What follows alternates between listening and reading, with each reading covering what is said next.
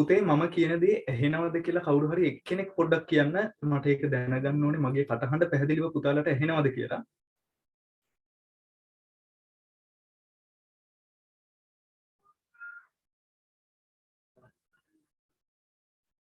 මම හිතනවා දරුවනේ ඔයාලට මාව පැහැදිලිව ඇහෙන්නම ඇති කියලා.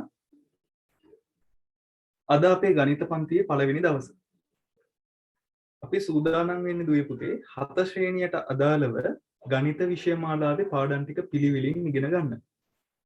ඉතින් මම දන්නවා අද මේ පන්තියට සහභාගී වෙලා ඉන්න දුවලා පුතාලා 6 ශ්‍රේණියේ ඉන්නකොට ඔයාලට දීර්ඝ කාලයක් අධ්‍යාපන කටයුතු හරියට කරගන්න බැරි වුණා COVID-19 වසංගත තත්ත්වෙත් එක්ක. ඒ නිසා සමහර ගණිත පාඩම් මග ඇරිලා තියෙන්න පුළුවන්. සමහර ගණිත පාඩම් කරලා නැති වෙන්න පුළුවන්. ඒ නිසා අද මම පටන් ගන්න පාඩමට අදාළව 6 වසරේදී මොනවාද තිබුණේ කියන එක පොඩ්ඩක් මතක් කරලා තමයි 7 වසරේ පාඩම මම පටන් ගන්න හිතුවේ. ඉතින් දයාබර දුවේ පුතේ මම හිතුවා අද ඔයාලට 7 වසරේ දෙවන පාඩම වන කුලක පාඩම පටන් ගන්න. 7 පළවෙනි ගණිත පාඩම සමමිතිය. නමුත් ඔබ සියලු දෙනා ඒ කියන්නේ මාව අඳුනගෙනත් නැහැ මම දුවලා පුතාලා හරියට හඳුනගෙන නෑ තාම. අද දවසේ තමයි මේ දේ සිද්ධ වෙන්නේ. ඒ නිසා අද දවසේ අපි හඳුනගෙන ටිකක් පහසු පාඩමක් ඉගෙනගෙන ඊට පස්සේ ඊළඟ දවසේ පාඩමට උවමනා දේවල් සූදානම් කරගෙන සමමිතිය පාඩම කරමු. මොකද මේ පාඩමේ ක්‍රියාකාරකම් ගොඩක් කරන්න තියෙන නිසා. එහෙමනම් දුවේ පුතේ මම ස්ක්‍රීන් එක ෂෙයා කරනවා. අපි කුලක පාඩමට අදාළව 6 වසරේ මොනවද ඉගෙන ගත්තේ කියලා පොඩි වෙලාවක් අරගෙන මතක් කරගෙන ඉමු.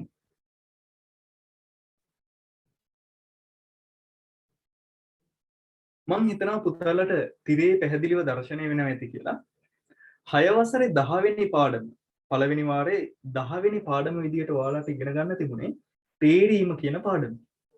මම කෙටියෙන් මතක් කරන්නම් දුවේ පුතේ තේරීම පාඩමේ ඔයාලට මොනවද ඉගෙන ගන්න નિયમિતව තිබුණේ කියලා. ඒ පාඩමේ තිබුණා දුවේ පුතේ සමූහයක ඇතිද පොදු වූ ලක්ෂණ ඇති කාණ්ඩවලට වෙන් කිරීම සහ යම් කාණ්ඩයකට පොදු වූ ලක්ෂණ අනුව එම කාණ්ඩය නම් කිරීමට හැකියාව ලැබීම. මේක ඊටාම පහසු පාඩමක් වෙන්න ඇති දුවල පුතාලා ඉගෙනගෙන තියෙනවා නම් අපි බලමු මේකේ මොනවද තිබුණේ කියලා. අප දන්නා බොහෝ දේ පොදු වූ ලක්ෂණ අනුව කාණ්ඩවලට වෙන් කරන්න පුළුවන්. පුතේ ඔයාලට පේනවා ඇති පින්තූරයක් දාලා තියෙනවා තිරේ. මේ පින්තූරේ දැක්වෙනවා සතුන් කීප දෙනෙක්ගේ රූප සටහන්. උඩින්ම වම් පැත්තේ කෙළවරේ පුතාලට පේනවා ඇති බල්ලෙක්ගේ රූපයක් තියෙනවා. ඊට දකුණු පැත්තෙන් කුකුලෙක්ගේ රූපයක් තියෙනවා. ඊට දකුණු පැත්තෙන් සිංහයෙක්ගේ රූපයක් තියෙනවා. පහලින් ගිරවෙක්, කොටියෙක්, මයිනෙක්, මුවෙක්, කපුටෙක් සහ අශ්වයෙක් දැర్శණය වෙනවා ඇති තිරේ. ඉතින් දුවේ පුතේ අපිට පුළුවන් මේ දැක්වෙන සත්තු නම දෙනවා විවිධාකාරයට කාණ්ඩ කරන්න.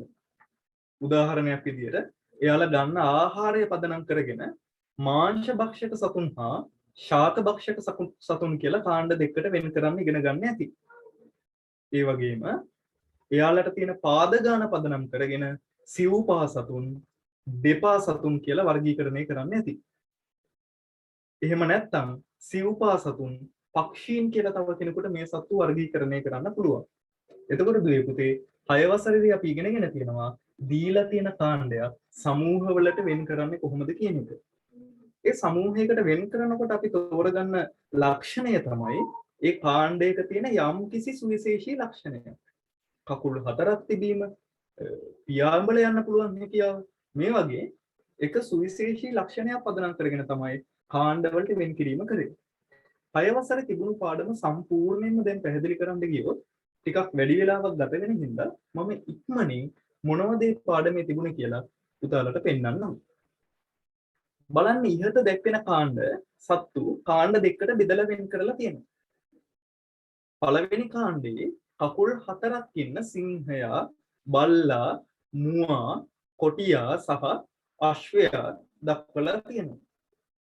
දෙවන කාණ්ඩේ ගිරවා, කුකුලා, කපුටා සහ මයිනා දක්වලා තියෙනවා.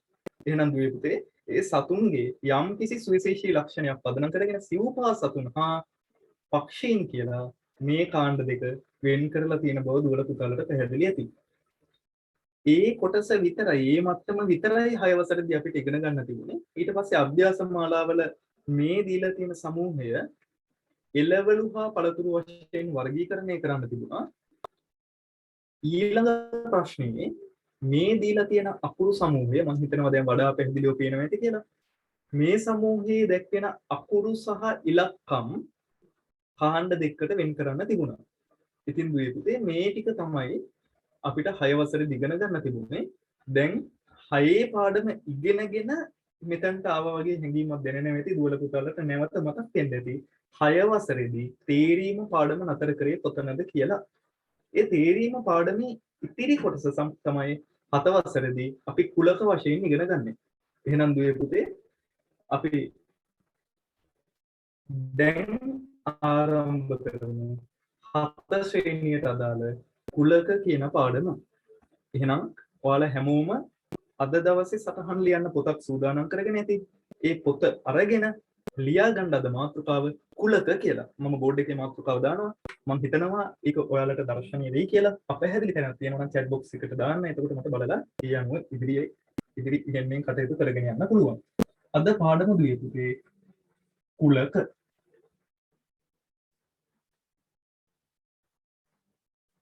කුලක වලට ඉංග්‍රීසියෙන් කියනවා sets කියලා. sets. අපි ඉගෙන ගන්න හැම ගණිත පාඩමකටම අදාළ සුවිශේෂී ඉංග්‍රීසි වචනත් ඉගෙන ගැනීම ඉතාම වැදගත්. ඒ නිසා මතක තියාගන්න. කුලක වලට අපි කියනවා දරුවනේ ඉංග්‍රීසියෙන් sets කියලා. මම ස්ක්‍රීන් එක ෂෙයා කරනවා බලන්න පුතාලට පැහැදිලිව දර්ශනය වෙයිද කියලා.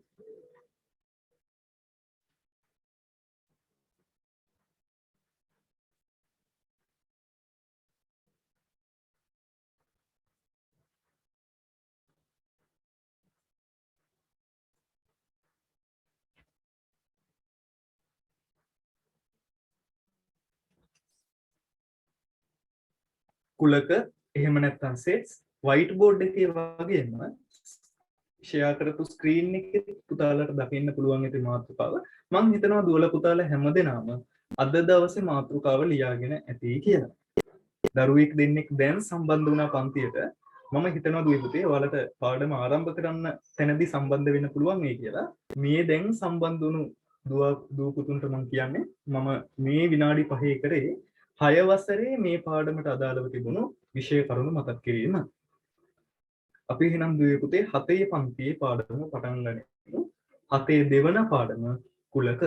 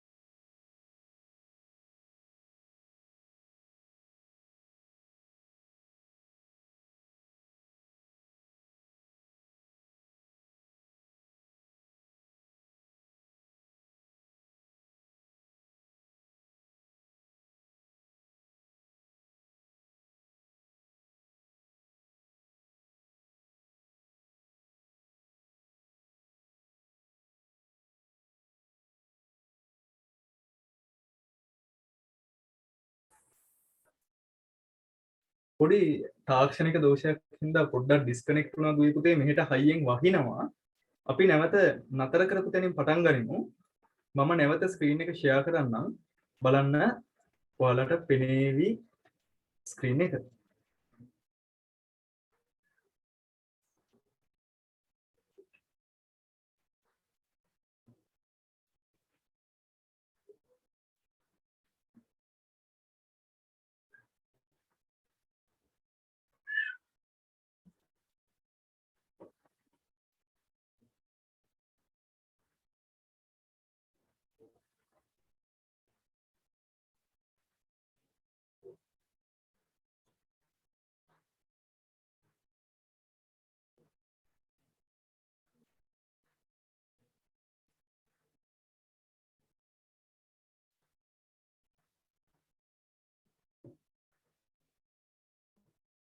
මම හිතනවා දුවේ පුතේ දැන් තිරේ ඔයාලට පේනවා ඇති කියලා. අවධානයෙන් බලන්න. මම නැවත නතර කරපු තැනින් පටන් ගන්නවා.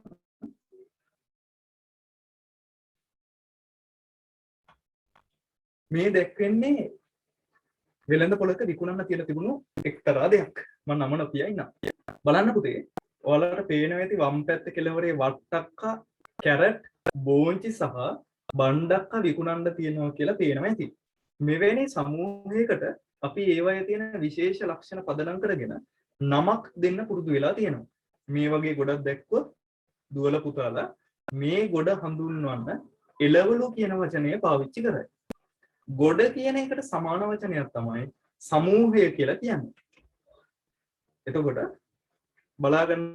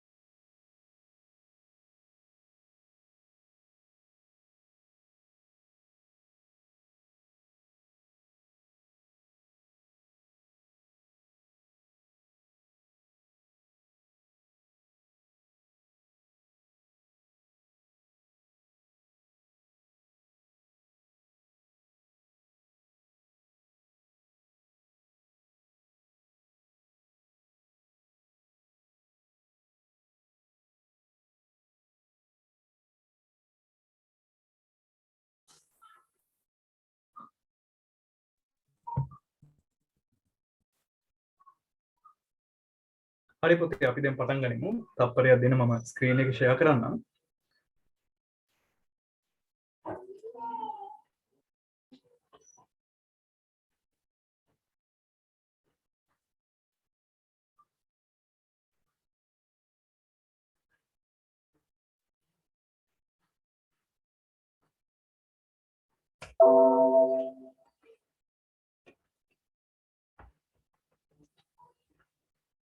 මෙවැනි සමූහයක් මෙවැනි ගොඩක් සමූහයක් කියලා හැඳින්වෙනවා කියන තැනින් තමයි මම නතර කරේ.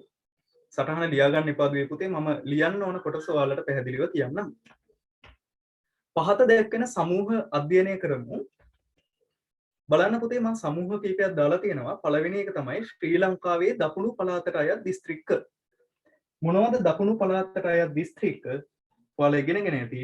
ගාල්ල, මාතර, හම්බන්තොට. එහෙනම් දුවේ පුතේ යම්කිසි සමූහයකට අයිති වෙන්නේ මොනවද කියන එක පැහැදිලිව හඳුනා ගැනීමේ හැකියාව අපිට තියෙනවා. දෙවෙනි සමූහය තමයි 1ත් 10ත් අතර ඔත්තේ සංඛ්‍යා. දුවල පුතාලා 6 වසර 15 වෙනි පාඩම සංඛ්‍යා වර්ගීකරණයේදී ඉගෙනගෙන ඇති ඔත්තේ සංඛ්‍යා කියන්නේ මොනවද කියලා. 1ත් 10ත් අතර ඔත්තේ සංඛ්‍යා 3 5 7 9. 1ත් 10ත් අතර කියලා කිව්වම අතර කියලා වචනයක් තියෙන නිසා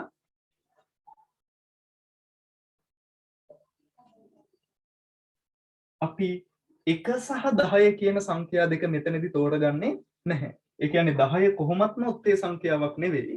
මෙතන 9 තිබුණත් 1ත් 9ත් අතර කියලා දීලා තියෙනවා නම් දෙකලවර තියෙන අවයව දෙක අපි තෝරගන්නේ නැහැ. දෙකලවර තියෙන සංරචක දෙක අපි තෝරගන්නේ නැහැ. එහෙනම් 1ත් 10ත් අතර ඔත්තේ සංඛ්‍යා කියලා දීලා තියෙන නිසා අපි තෝරගන්නේ දුවේ පුතේ 3 5 7 සහ 9.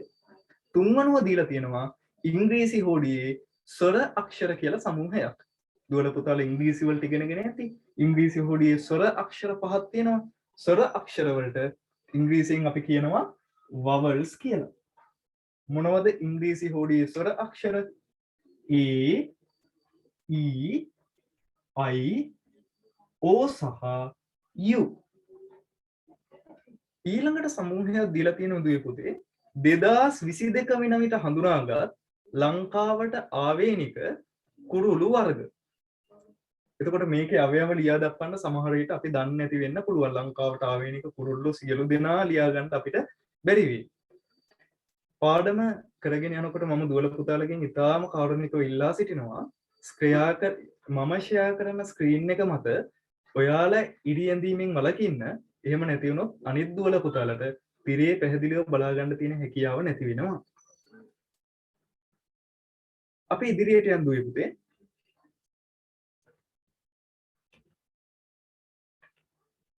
ඊළඟ සමූහය තමයි 2021. ඒ කියන්නේ 2021 කියලා වරහණක් ඇතුලේ 22 දාලා තියෙනවා. පහ ශ්‍රේණියේ උඩදී ශිෂ්‍යත්වයේ ලියපු ළමයි කවුද කියන එක. ඔයාලගේ පාසල් වලට අදාළව අපිට හඳුනා ගන්න පුළුවන් ශිෂ්‍යත්වයේ ලිව්වේ කවුද කියලා පුතාලා ඉගෙන ගන්නේ පහ ශ්‍රේණියක් තියෙන පාසලක නම්. අපි තව ඉදිරියට යම් පාඩමේ මෙම එක් සමූහයකට අයිති වෙන දේවල් නිශ්චිතවම හඳුනා ගැනීමේ හැකියාව තියෙනවා. සමූහයට අයිති දේවල් නිශ්චිතවම හඳුනා ගැනීමේ හැකියාව තියෙනවා. අපිට හරියටම කියන්න පුළුවන් යමක් දුන්නම ඒක අපි තෝරගන්න සමූහයට අයිතිද එහෙම නැත්නම් නැද්ද කියලා. මෙලෙස නිශ්චිතවම හඳුනාගත හැකි දේවලින් යුත් එකතුවකට කුලකයක් කියලා කියනවා. නිශ්චිතවම හඳුනාගත හැකි දේවලින් යුත් එකතුවකට කුලකයක් කියලා කියනවා. එහෙනම් දරුවනේ අපේ පාඩමට අදාළ පළවෙනි සටහන ලියා ගන්න. මෙලෙස කියන වචනය නැතිව නිශ්චිතවම හඳුනාගත හැකි දේවලින් යුත් එකතුවක් කුලකයක් යනුවෙන් හඳුන්වනු ලැබේ කියලා. පටන් ගන්න දුවේ පුතේ සටහන ලියා ගන්න. නිශ්චිතවම හඳුනාගත හැකි දේවලින් යුත් එකතුවක් කුලකයක් ලෙස හැඳින්වේ. පටන් ගන්න.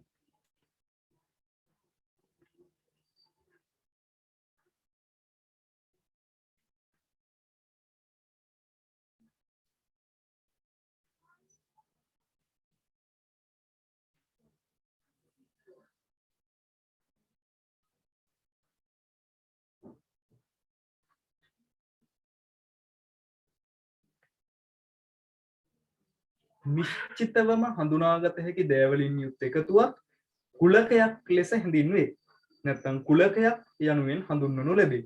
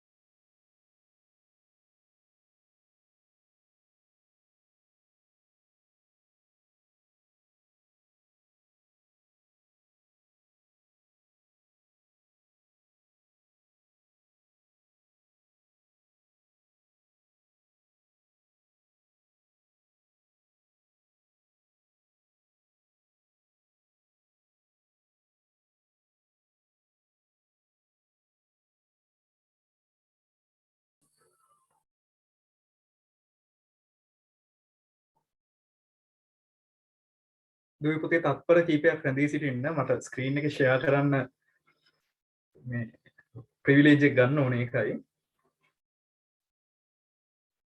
එක දරුවෙක් කියලා තියෙනවා කරන්ට් එක නැහැ කියලා. ඔයා ෆෝන් එකකින් නම් සම්බන්ධ වෙන්නේ පුතේ මේ වීඩියෝ මෝඩ් එක ඕෆ් කරලා සම්බන්ධ වෙන්න කමන්නේ පාඩම ඔයා බලාගෙන පාඩමට සම්බන්ධ වෙන්න එකේ ගැටලුවක් නැහැ. හැකියාවක් තියෙනවා නම් කොහොමත් අර සම්බන්ධ වෙන්නම බැරි වුණොත් මේක රෙකෝඩින් එක ඊළඟ දවසේ ඔයාලට ලැබෙන්න ආයතනය මගින් සලස්සනවා.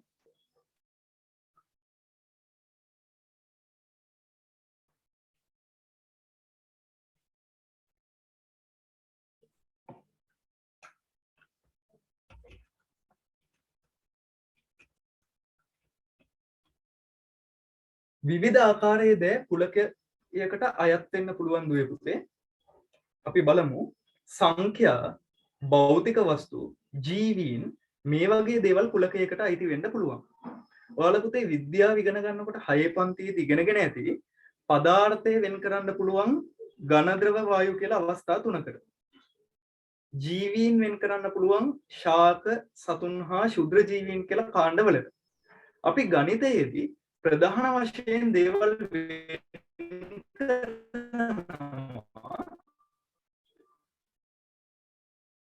භෞතික වස්තු සහ සිද්ධි කියලා.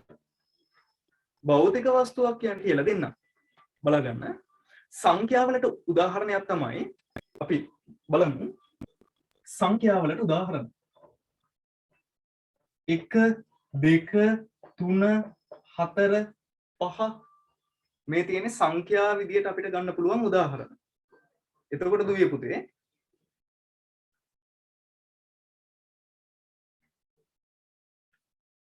සංඛ්‍යා අපි වර්ගීකරණය කරලා තියෙනවා. ඔත්තේ සංඛ්‍යා, ඉරට්ට සංඛ්‍යා, ත්‍රිකෝණ සංඛ්‍යා ආදී වශයෙන්. භෞතික වස්තු කියලා කියන්නේ අපිට අපේ අතින් අල්ලන්න පුළුවන් දෙයක්. අපි හිතමු පෑන්, පැන්සල් මේ වගේ දේවල්. මේවා භෞතික වස්තු ගණයට වැටෙනවා. එතකොට යම් කිසි කුලකයකට භෞතික වස්තු අයත් වෙන්න පුළුවන්. අපි 6 ශ්‍රේණියේ ඉගෙනගෙන තියෙනවා ඝන වස්තු පාඩම. එතකොට ඝන වස්තු කියන කුලකයට අයිති වෙනවා චතුස්තලය, ඝනකය, ඝනකාභය මේ වගේ ඝන වස්තු. අපි කුලකයක් විදිහට තෝරගන්නේ ජීවීන් කාණ්ඩයක් කියලා හිතන්න. පක්ෂීන් සමූහයක් නම් කපුටා, මයිනා, ගිරවා මේවා තමයි කුලකයට අයිති වෙන්නේ. ඊට අමතරව දුවේ පුතේ කුලකයකට සිද්ධියක් අයිති වෙන්න පුළුවන්. මොකද්ද මම මෙතනදී සිද්ධිය කියලා අදහස් කරන්නේ? පුතාලා හිතන්න අපි කුලකයක් තෝරගන්නවා සතියේ දින කියලා.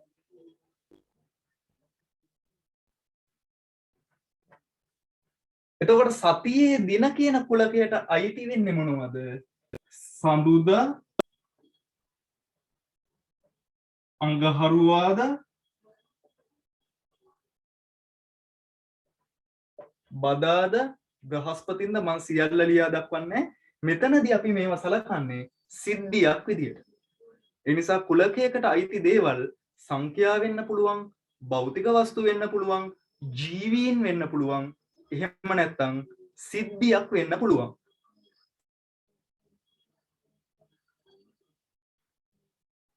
අපි ඉදිරියට යම් පාඩමේ කුලකයකට අයත් දෑ එම කුලකයේ අවයව ලෙස හැඳින්වේ. ලියා ගන්න තුන්වෙනි කාරණා අද දවසේ දෙවෙනි කාරණාව විදියට සටහන ලියා ගන්න.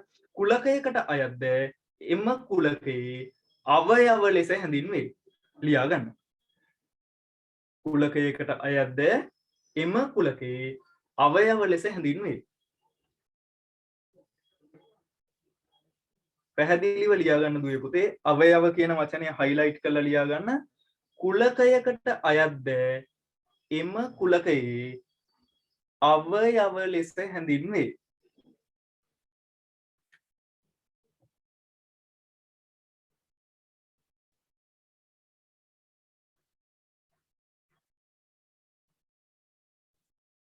කුලකයකට අයත් දෑ එම කුලකයේ අවයව ලෙස හැඳින්වේ. මං හිතනවා දුවේ පුතේ සටහන ලියාගෙන ඇති කියලා. උදාහරණයක් විදියට ශ්‍රී ලංකාවේ දකුණු පළාතට අයත් දිස්ත්‍රික්ක කුලකය සලකමු. ගාල්ල, මාතර, හම්බන්තොට ඉහත කුලකයට අයත් අවයව වෙනවා. ශ්‍රී ලංකාවේ දකුණු පළාතට අයත් දිස්ත්‍රික්ක කුලකය සැලකුවම ගාල්ල, මාතර, හම්බන්තොට මේ කුලකයේ අවයව වෙනවා.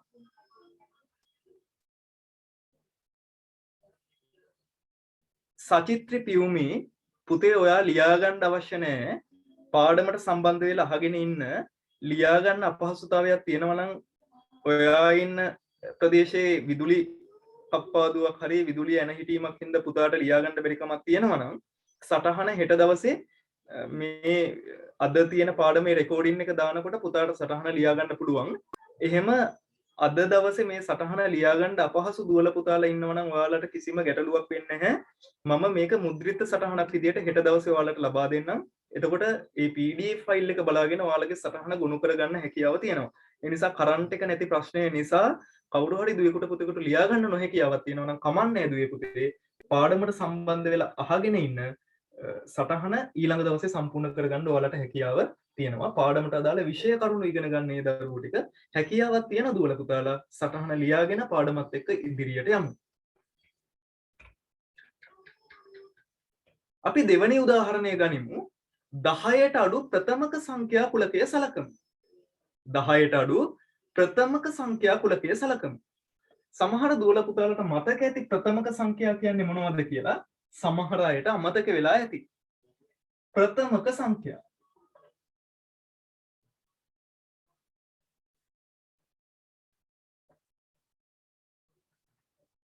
දුවල පුතාලා 6 පන්තියේදී ඉගෙනගෙන තියෙනවා ප්‍රථමක සංඛ්‍යා කියලා කියන්නේ එකිනෙකට වෙනස් සාධක දෙකක් පමණක් පවතින සංඛ්‍යා කියලා. එකිනෙකට වෙනස් සාධක දෙකක් විතරක් තියෙන සංඛ්‍යා ප්‍රථමක සංඛ්‍යා කියලා හැඳින්වෙනවා. මයික් අන්මියුට් කරන්න අවශ්‍ය නැහැ. පළවෙනි ප්‍රථමක සංඛ්‍යාව ඇඟිල්ලෙන් පෙන්වන්න බලන්න වීඩියෝ ඔන් කරලා තියෙන අය. මොකද්ද පළවෙනි ප්‍රථමක සංඛ්‍යාව? 1ද 2ද 3ද 4ද අපි බලමු. එක්කෙනෙක් තිමන්යා පෙන්නනවා 2යි කියලා. මම උත්සාහ කරන්නම් අනිත් අයගේ උත්තරත් ගන්න.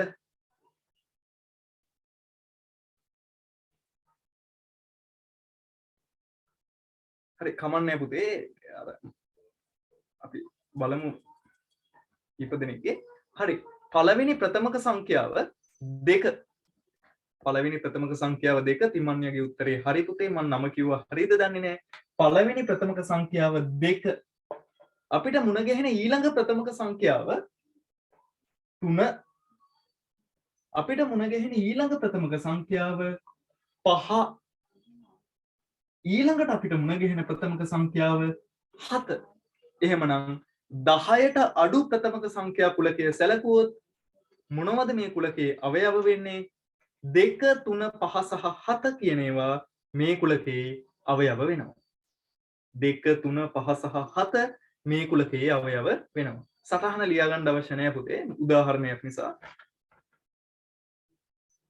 දැන් අපි ඉගෙන ගත්තා සමූහයක් කුලකයක් වෙනවා කියලා. 10ට අඩු ප්‍රථමක සංඛ්‍යා කියන සමූහය කුලකයක් කියලා හඳුනාගත්තා.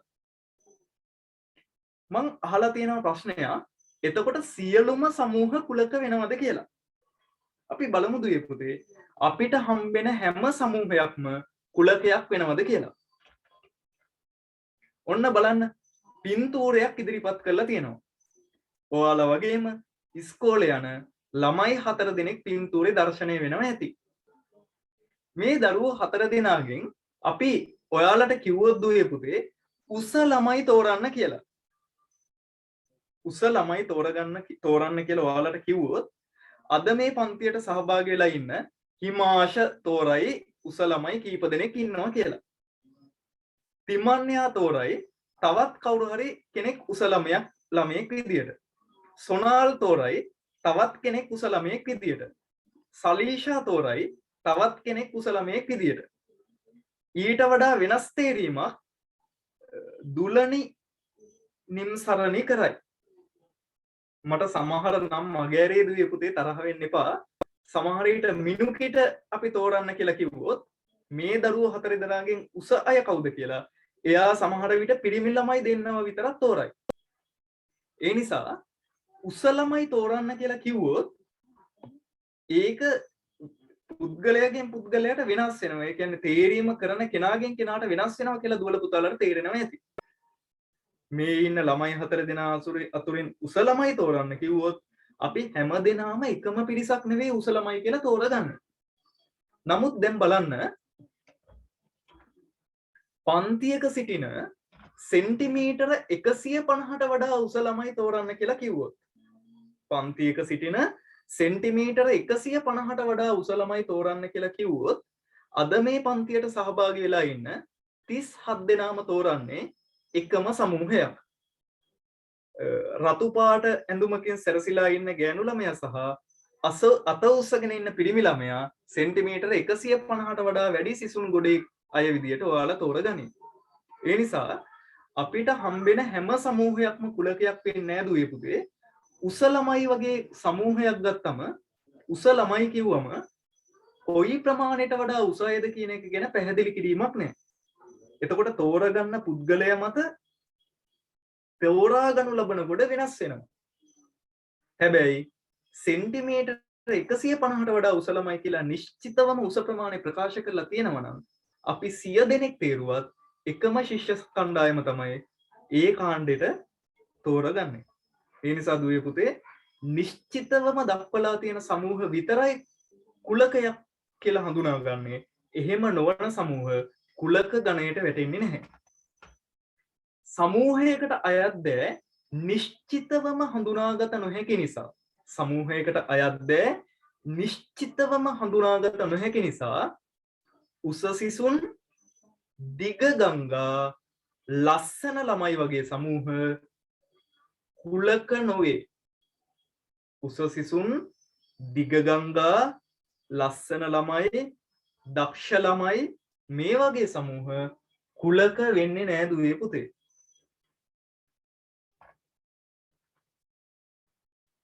මං අභ්‍යාසයක් ඉදිරිපත් කරලා තියෙනවා පුතාලට. අභ්‍යාසය කරන්න පටන් ගනිමු.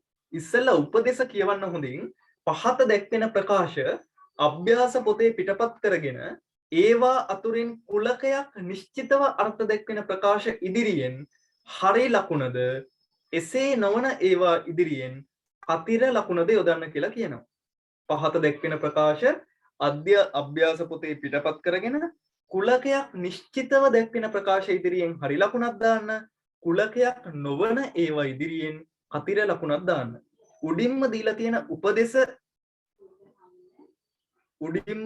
තියෙන උපදේශ ලිව්වේ නැති වුණාට කමන්නේ. අනුවංක දාලා පළවෙනි කොටස් දෙක ලියා ගන්න බලන්න පුතේ. සචිත්‍රි පියුමේ කරන්ට් එක ආවා කියලා තියෙනවා. පුතා දැන් ඉඳන් සටහන ලියා ගන්න. මගේ හැරුණු සටහන ලියා ගන්න පිටු භාගයක් ඉතුරු කර ගන්න පුතේ.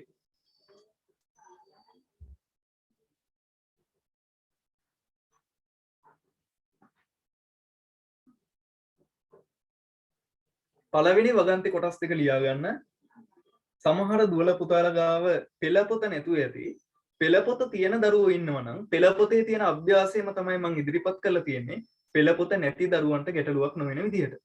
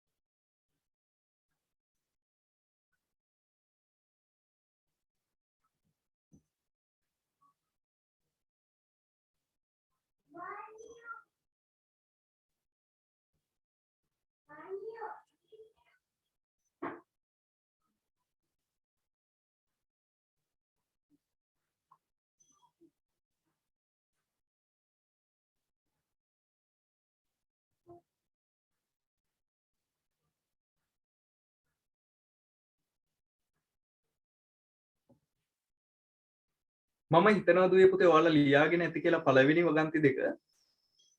මම දෙවෙනි කොටස් දෙක දානවා ප්‍රශ්නේ. ලස්සන මල් වාසනාවන්ත මිනිස්සු සහ බිඳුවත් 50ත් අතර 6හි ගුණාකාර. ලස්සන මල් වාසනාවන්ත මිනිස්සු බිඳුවත් 50ත් අතර 6හි ගුණාකාර. ගැටලුවක් තියෙනවා නම් කියන්න පුතේ. කලින් කොටස් ලියා ගන්න බැරි වුණා නම් කියන්න මම ආයේ කලින් තිරේ දාන්නම්.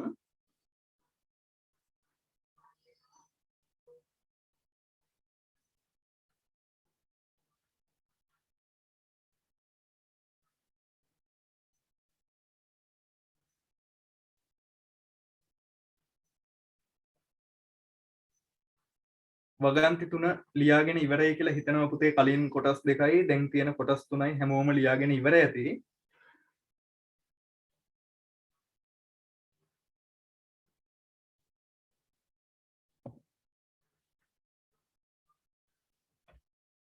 අපි සාකච්ඡා කරන්න පටන් ගනිමු. පළවෙනි කොටස.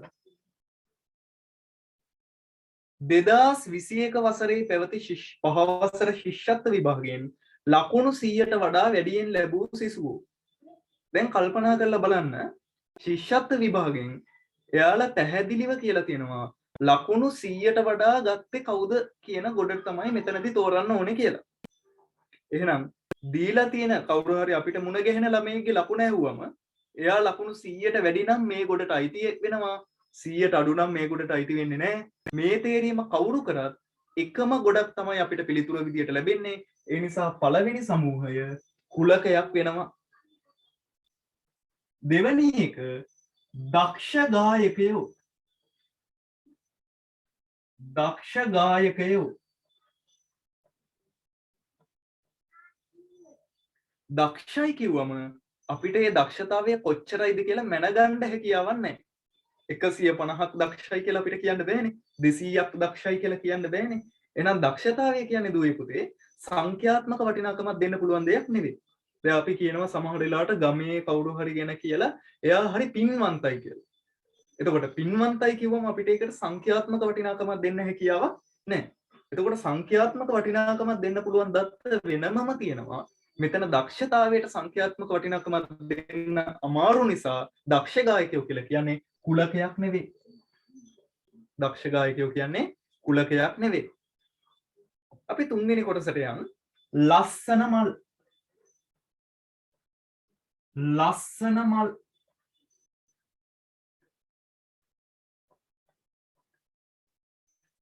මම හිතනවා පුතේ බෝඩ් එකේ ලියන දේවල් පුතාලට පැහැදිලිව පේනවා ඇති. අත්අකුරු කියව ගන්න පුළුවන් තරම් පැහැදිලි ඇති.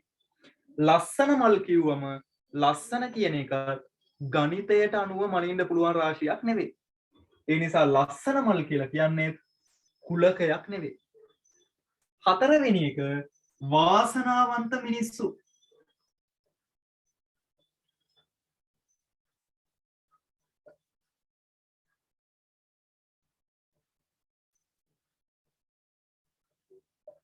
දුවේ පුතේ වාසනාවන්ත මිනිස්සු කියලා කියන්නේ කුලකයක් නෙවෙයි. පස්වෙනි එක බිඳුවත් 50ත් අතර 6 ගුණාකාර. 6 වරක් චක්‍රයේ මතක නම් පුතාලට 6 ගුණාකාර රටාව 6 12 18 24 30 30 36 42 48 54 ආදී වශයෙන් නිශ්චිතවම අවයව හඳුනා ගන්න පුළුවන්. ඒ නිසා මේක කුලකයක් වෙනවා. මේක කුලකයක් වෙනවා. එහෙනම් මම හිතනවා ගොඩ දෙනෙක්ගේ උත්තර හරියන්න ඇති ඒ තරම් අමාරු ප්‍රශ්නයක් නෙවෙයි. දීලා තියෙන කුල සමූහය කුලකයක්ද නැද්ද කියන එක තෝරගන්න විතරයි අපිට තිබුණේ. මම අමතර ප්‍රශ්නයක් බෝඩ් එකේ දානවා. දුවලා පුතාලා ප්‍රශ්නය බලලා මට උත්තර ඔයාලගෙන් ලබා ගන්න හැකියාවක් නැහැ. මෙහෙම කරමු.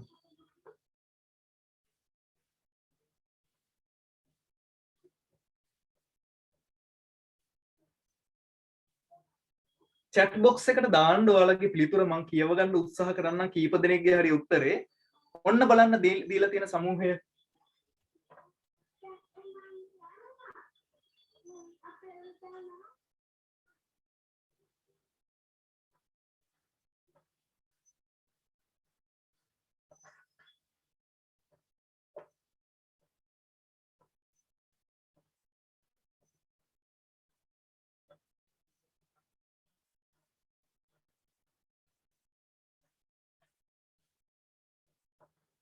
පේනවා ඇති බෝඩ් එකේ දාලා තියෙන සටහන පියාඹන ඉබ්බන්. පියාඹන ඉබ්බන්. මේක කුලකයක්ද නැද්ද කියලා හොඳට කල්පනා කරන්න බලන්න. පියාඹන ඉබ්බන් කිව්වම මේක කුලකයක්ද නැද්ද?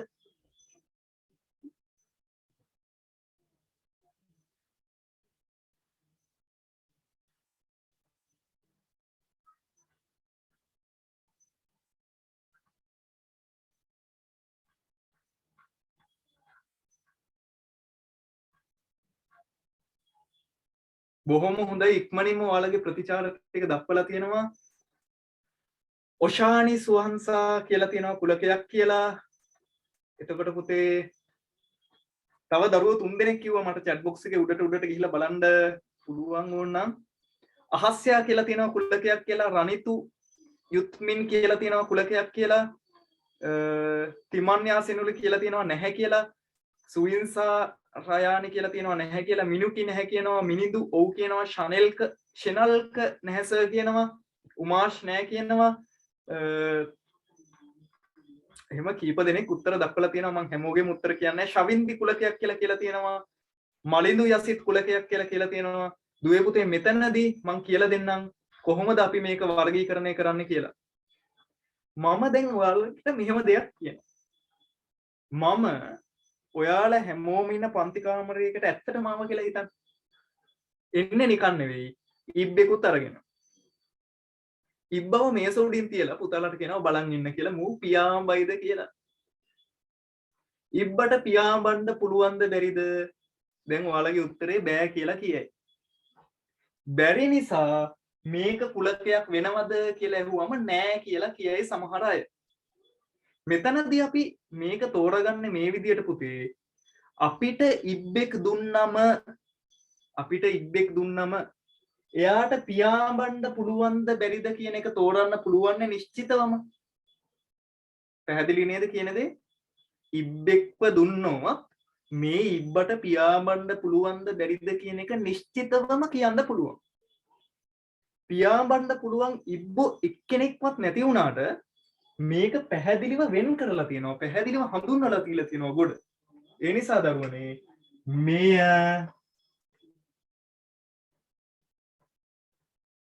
කුලකයකි.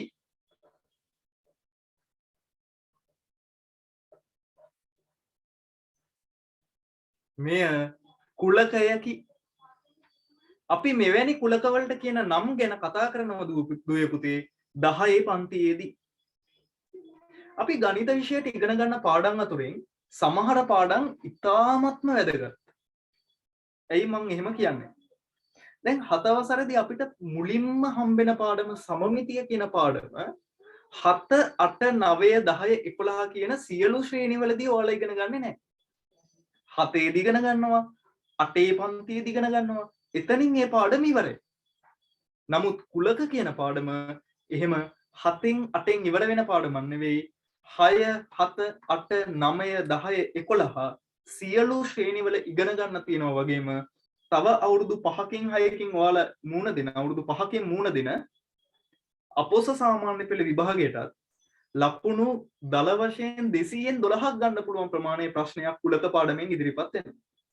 ඒ නිසා දුවේ පුතේ කුලක කියන පාඩම දන්නෙලක් වගේ දිගින් දිගට නැවත එදෙන හින්දා ඔයාලා ඉතාම උවමනාවෙන් මේ පාඩම ඉගෙන ගන්න ඕනේ. විෂය කරුණු හරියටම ග්‍රහණය කර ගන්න ඕනේ.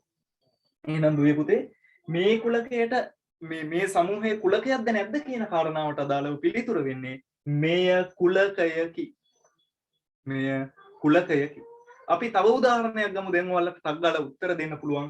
හොඳට කල්පනා කරලා බලන්න.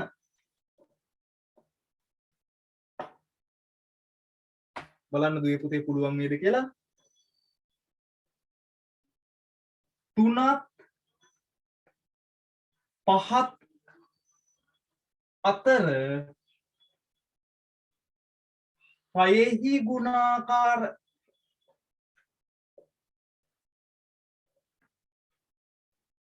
3ත් 5ත් අතර 6ෙහි ගුණාකාර 6ෙහි ගුණාකාර විදියට ඔයාලා ඉගෙන ගන්නේ 6 12 18 24 30 මේ තියෙන සංඛ්‍යාවලින් මේ තියෙන ගුණාකාර වලින් එකම කෙනෙක්වත් 3ක් 5ක් අතර පිහිටන්නේ නැහැ.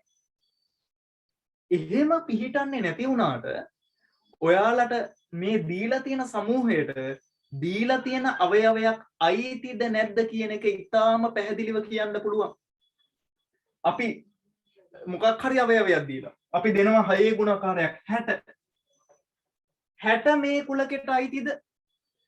අයිති නෑ කියලා නිශ්චිත උත්තරයක් දෙන්න පුළුවන්. ඒ නිසා දුවේ පුතේ 3ක් 5ක් අතර 6 ගුණාකාර කියලා කියන්නේ පැහැදිලිවම කුලකයක්. ඒ නිසා පෙළ පොතේ මේක ගොඩාක් හයිලයිට් කරලා උගන්වලා නැති වුණාට අවධාරණය කරලා ඉගෙන ගන්න. කුලකයක් කියන එකට අවයව තිබිය යුතුම නැහැ. සමහර කුලකවලට අවයව තියෙනවා. තව සමහර කුලකවලට අවයව ඇත්තේ නැහැ. බොහොම හොඳයි දුවල පුතාලා හැමෝම chat box එකට කුලකයක් කියලා හඳුනාගෙන පිළිතුරු දාලා තියෙනවා. මට සතුටුයි. ඒ කියන්නේ මොකද ඔයාලා දැන් ඉගෙනගෙන තියෙනවා. දීලා තියෙන සමූහයක් පැහැදිලිව කුලකයක්ද නැද්ද කියලා හඳුනාගන්නේ කොහොමද කියලා. එහෙනම් දුවේ පුතේ මං පාඩමේ ඉදිරියට යනවා. මං හිතනවා මේ කොටස මේ ප්‍රමාණය පැහැදිලි කිරීම ඇති කියලා. සර් මේක ලියා ගන්නද කියලා පුතෙක් අහලා තියෙනවා. හරි මං විනාඩියක කාලයක් දෙන්නම්. අපි අවසානයේ සාකච්ඡා කරපු උදාහරණ දෙක පහලින් ලියා ගන්න. පියාඹන ඉබ්බන් කියන සමූහය මේක ව්‍යාකරණානුකූලව හරිද දන්නේ නැහැ පුතාලා මෙහෙම ලියන්න එන. පියාඹන ඉබ්බෝ කුලකය. කියන්නේ පියාඹන ඉබ්බෝ කියන සමූහය පහලින් ලියා ගන්න. 3ක් 5ක් අතර 6 ගුණාකාර කියන සමූහය. මේ දෙකම කුලක ගොඩට අයිති වෙනවා. අපැහැදිලි දරුවෙක් ඉන්නවා නම් මම බෝඩ් එකේ දාන්නම්. ඉවර කරපු අභ්‍යාස මාලාවේ 6 වෙනි කොටස පියාඹන ඉබ්බෝ.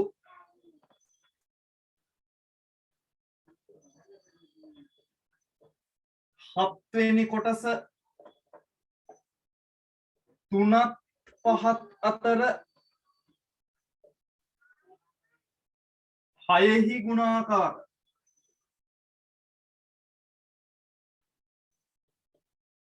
මේකත් කුලකයක් වෙනවා. මේකත් කුලකයක් වෙනවා.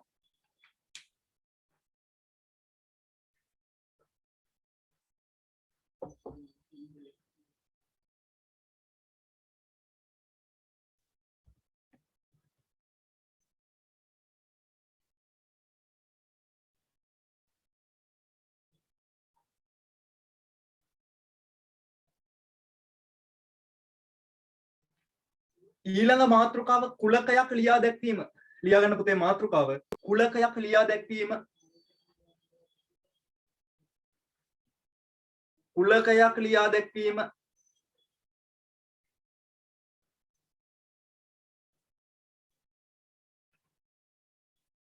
අපි ඉගෙන ගන්නවා දුවේ පුතේ කුලකයක් ලියා දක්වන්න පුළුවන් ආකාර දෙකක් ගැන සටහන ලියා ගන්න.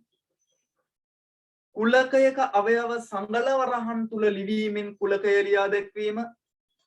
දෙවැනි ආකාරය කුලකයකට අයත් අවයව නිශ්චිතව හඳුනාගත හැකි පොදු ලක්ෂණ මගින් ලියා දැක්වීම.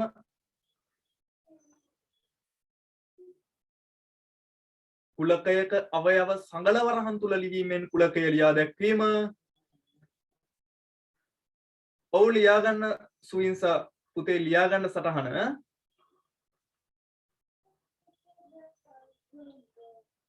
කුලකයක් ලියා දක්වන ආකාර දෙකක් ගැන මෙතනදී කතා කරනවා. කුලකයක අවයව සංගලවරහන් තුල ලිවීමෙන් කුලකය ලියා දැක්වීම. කුලකයකට අයත් අවයව නිශ්චිතව හඳුනාගත හැකි පොදු ලක්ෂණ මගින් ලියා දැක්වීම.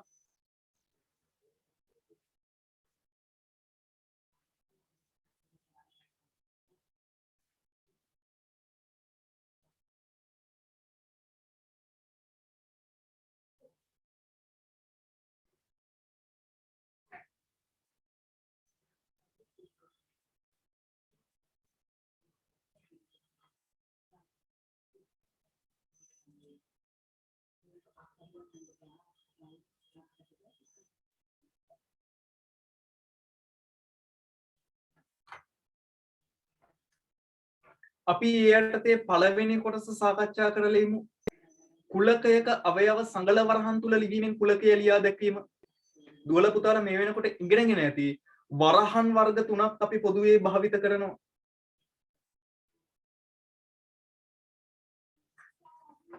මම කෙටියෙන් මතක් කරලා ඉන්නම්. මෙවැනි වරහන් වලට කියනවා සුළු වරහන් කියලා.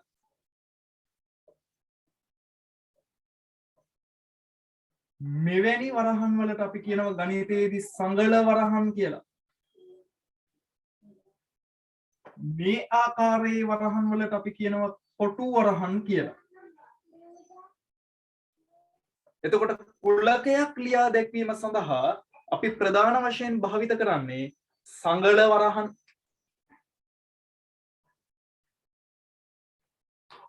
අපි බලමු සංගල වරහන් තුල ලිවීමෙන් කුලකයක් ලියා දක්වන්නේ කොහොමද කියලා.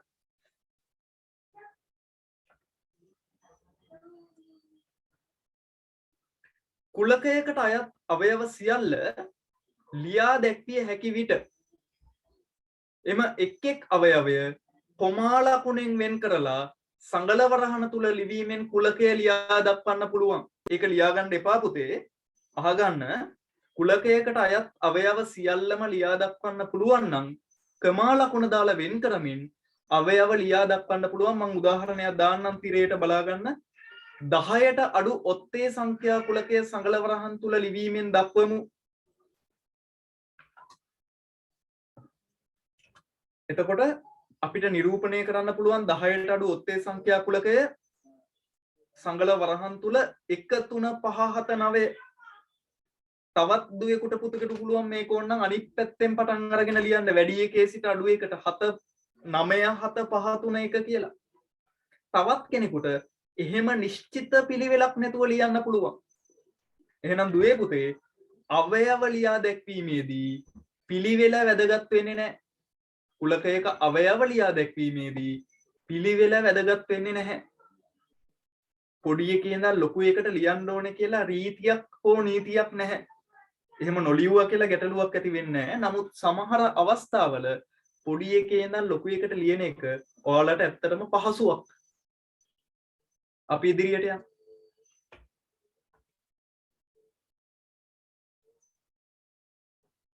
කුලකයක් නම් කිරීමට අපි සාමාන්‍යයෙන් ඉංග්‍රීසි කැපිටල් අක්ෂරයක් භාවිත කරනවා. මම මෙතනදී වචනයක් දාලා තියෙනවා දුවේ පුතේ සාමාන්‍යයෙන් කියලා. ඒ කියන්නේ ඉතා කලාතුරකින් අවස්ථාවක වෙනත් අකුරු භාවිතා කරන අවස්ථාවක් තියෙනවා. සමහර කුලක නම් කරන්න ග්‍රීක භාෂාවේ අකුරු පාවිච්චි කරනවා. මේ ගැන අපි කතා කරමු ඉදිරි පන්තිවලදී. 9 පන්තියට 10 පන්තියට යනකොට අපිට මේවා ඉගෙන ගන්න පුළුවන්. බලන්න ඉංග්‍රීසි කැපිටල් අකුරක් පාවිච්චි කරලා කුලකයක් නම් කරන ආකාරය. ඉස්සෙල්ලා ලියපු 1 3 5 7 9 එහෙම නැත්නම් 10ට අඩු ඔත්තේ සංඛ්‍යා කුලකය කැපිටල් A සමානයි 1 3 5 7 9 කියලා නම් කරන්න පුළුවන්. කැපිටල් ඉංග්‍රීසි අක්ෂරයකින් කුලකයක් නම් කරන්න හැකියාව තියෙනවා. අපි තවත් ඉදිරියට යම් පුතේ පාඩමේ කුලකයක අවයව සංගල වරහන් තුල ලියා දැක්වීමෙන් කුලකයේ ලිවීමේදී එක අවයවයක් ලියන්නේ එකපාරයි. එක අවයවයක් ලියන්නේ එකපාරයි. මම මේකේ උදාහරණේ බෝඩ් එකේ දාන්න නැතුව ස්ක්‍රීන් එකේම ෂෙයා කරන්නම් පුතාලට වඩා හොඳින් පෙනෙයි. එතකොට අපි බලමු උදාහරණයක්. ඔන්න මම බෝඩ් එකට දානවා. කැපිටල් B කියලා කියන්නේ නුවරඑළිය දිස්ත්‍රික්කයේ ගමක් තියෙනවා ආගරපතන කියලා. බලන්න හරි අපූර්ව නමක්. ආගරපතන කියන නමේ එකක් කර එකක් හැම අකුරක්ම A අකුරක්. A G A R A P A T A N A මේ නම හැදිලා තියෙන අකුරු කුලකය ලියන්න කියලා කිව්වොත් ඒ අකුර 6 පාරක් තිබුණට අපි කුලකයේ ලියා දක්වන්නේ එක පාරයි. නමේ ඒ අකුර 6 වතාවක් යෙදිලා තිබුණට කුලකයේ ඒ අකුර නිරූපණය කරන්නේ එක වතාවයි. එහෙනම් ආගරපතන කියන නම ලියන්න අකුරු 1 2 3 4 5 6 7 8 9 10 11ක් වැය වෙලා තිබුණට ඊට අදාළ අකුරු කුලකයේ තියෙන්නේ අකුරු 1 2 3 4 5 6. පුතාලට පැහැදිලි ඇති.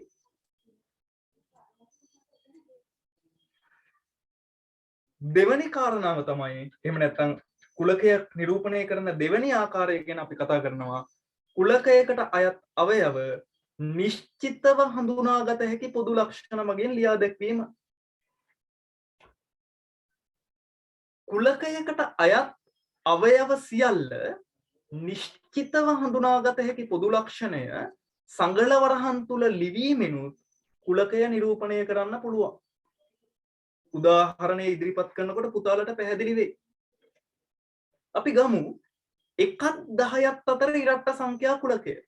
බලන්න සංගල වරහනක් දාලා සංගල වරහන ඇතුලේ කුලකයට අදාළ ලක්ෂණය ලියලා තියෙනවා. 1ත් 10ත් අතර ඉරට්ට සංඛ්‍යා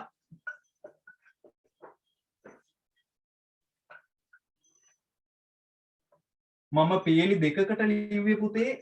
ඔයාලා එක පේලියකට ලියා ගන්නවා නම් වම් පැත්තේ කෙළවරට සංගල වරහන සංගල වරහනේ අවසානයේ දකුණු පැත්තේ කෙළවරට මම අර ෂෙයා කරලා තියෙන ස්ක්‍රීන් එකේ ලියලා තියෙන විදිය බලන්න අන්නේ විදියට. ලියා ගන්න අවශ්‍ය නැහැ. ලියා ගන්න අවශ්‍ය නැහැ. අපි අභ්‍යාස කරනකොට මේවා කරනවා. කුලකයක අවයව යම් පටිපාටියකින් හඳුනාගත හැකි විට එම පටිපාටියට අනුව පළමු අවයව කීපය සංගල වරහන් තුල ලියලා ඉතිරි අවයව ඇති බව හැඟවීමට තිත් 3ක් යොදනවා. බලා ගන්න. ධන නිකිල කුලකය ගත්තොත් 1 2 3 4 5 6 7 8 9 10 11 12 13 14 15 16 ක්ලාස් එක ඉවර වෙනකල් ගණන් කරත් ඉවර කරන්න බෑ. ගණන් කරලා අවසන් කරන්න බෑ. එහෙනම් මේ කුලකයේ තියෙන අවයවවල ඉවරයක් නෑ දුවේ පුතේ. ඒ නිසා සංගල වරහනක් දාලා ලියන්න පටන් ගත්තොත් ලියලා අවසානයක් කරන්න බෑ. 100න් ඉවර වෙන්නේ නෑ. 200න් ඉවර වෙන්නේ නෑ. 1000න් ඉවර වෙන්නේ නෑ. මිලියනෙන් ඉවර වෙන්නේ නෑ. බිලියනෙන් ඉවර වෙන්නේ නෑ. ට්‍රිලියනෙන් ඉවර වෙන්නේ නෑ. ට්‍රිලියන දහස් ගණනක් ලිව්වත් ඒ ඉවර වෙන්නෙත් නෑ. එහෙනම් එවැනි අවස්ථාවල අපි කරන්නේ කුලකයේ අවයව ලියන්න පටන් ගන්නව යම් කිසි රටාවකට අවසාන අවයවයෙන් පස්සේ කියන්නේ තව ඉදිරියට තියෙන බව ඇත්ත අපි ලියා දක්වන අන්තිම කෙනාගෙන් පස්සේ කමාවක් දාලා එතනින් එහාට තිත් 3ක් තියෙනවා. දැන් දුවේකට පුතේකට අහන්න පුළුවන් තිත් 3ක්ම තියන්න ඕනේද සර්? තිත් 4ක් 5ක් තිබ්බොත් වැරදිද? නමුත් අපි මෙතනදී පොදු සම්මතයක් හදාගෙන තියෙනවා අවසානයේ දාන්නේ තිත් 3යි කියලා. ඒ නිසා විභාග ප්‍රශ්නයකට උත්තර ලියනවා නම් දුවේ පුතේ මේක තිත් 3කින් කෙලවර කරන එක වඩාත් හොඳයි. පැහැදිලි ඇති කියලා මං හිතනවා. අපි යන් තව ටිකක් ඉස්සරහට 2 2 අභ්‍යාසය ලියා ගන්න. 2 2 අභ්‍යාසය.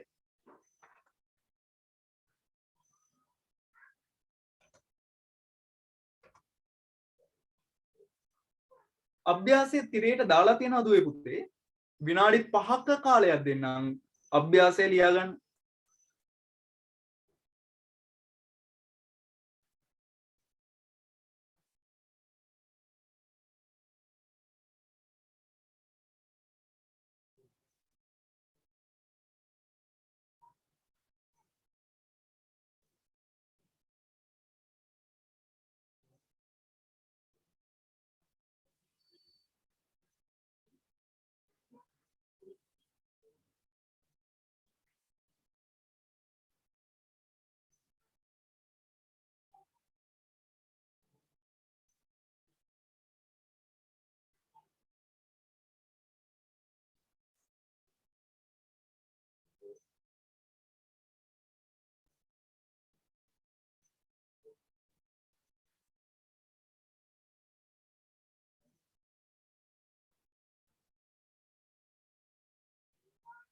මුලින් ප්‍රශ්න ටික ලියා ගන්න දුවේ පුතේ.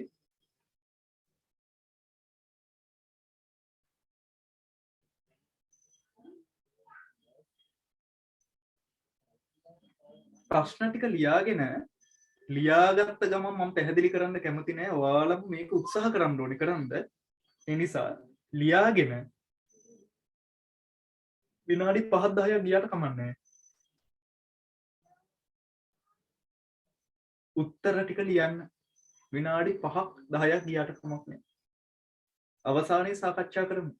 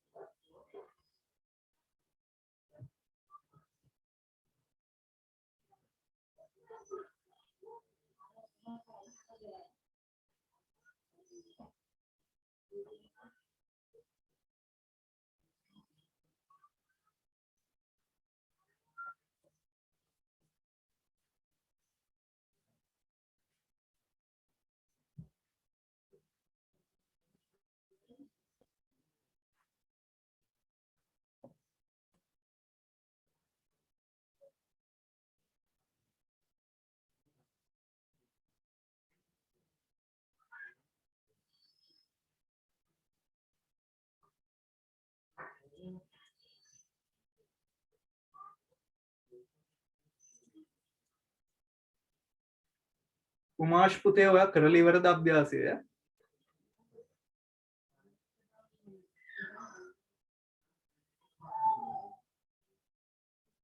පුතේ උමාෂ් මාව ඇහෙනවද?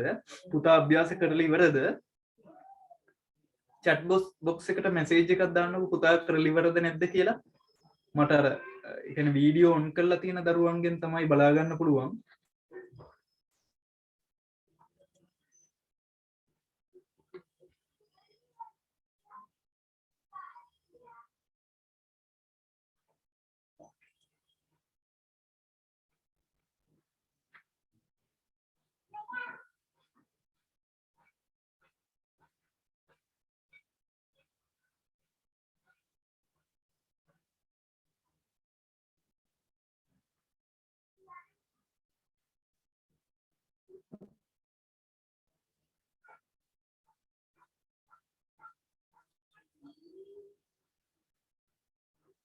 මම හිතනවා දැන් ප්‍රශ්න ලියාගන්න වෙලාව ඇති. දැන් ඔයාලා උත්තර ලියන්න පටන් අරගෙන ඇති කියලා. ප්‍රශ්න ටික ලියලා ඉවර ඇති. මේ වෙනකොට දුවලා පුතාලා උත්තර ලියාගෙන යනවා ඇති. ලියන ගමන් හිමින් සැරේ අහගන්න දුවේ පුතේ. කුලකයක අවයව සංගලවරහන් තුල ලිවීමේ ප්‍රධාන ලක්ෂණ මම නැවත මතක් කරන්නම්. කුලකය කැපිටල් ඉංග්‍රීසි අක්ෂරයකින් නම් කරනවා. අවයව සංගලවරහන් ඇතුලේ ලියා දක්වන්න ඕනේ. අවයව අතර කොමා දාලා වෙන් කරන්න ඕනේ. එකම අවයවය දෙවතාවක් තුන්වතාවක් ලියා දක්වන්නේ නැහැ.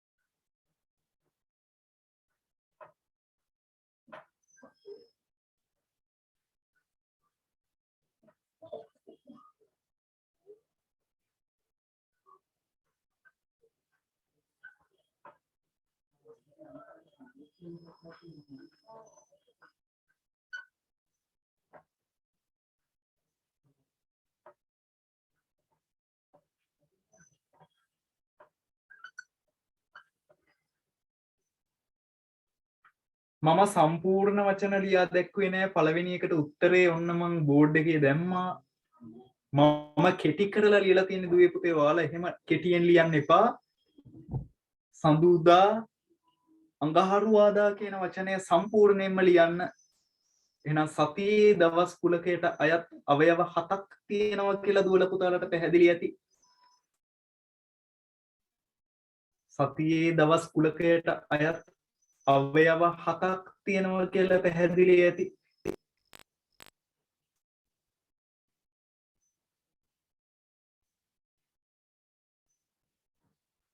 මට දැනට වීඩියෝ එකෙන් පේන දරුවෝ කීප දෙනෙක් ඉන්නවා. ඔෂානි, එතකොට පිමන්‍යා සෙනුලි, මිතුක, සුයිස් නාරායනි. දුවේ පුතේ සාකච්ඡා කරන්න පටන් ගත්තට කමක් නැත්තම් චුට්ටක් අත උස්සන්න. මට පේනවා එතකොට ඔයාලා එකඟද කියලා මේකට. පුතාලට තව වෙලාව දෙන්නද? දැන් සාකච්ඡා කරාට කමක් නැහැ නැත්නම් අත උස්සලා කියන්න බලන්න. දැන් සාකච්ඡා කරාට කමක් නැත්නම් අත උස්සලා කියන්න.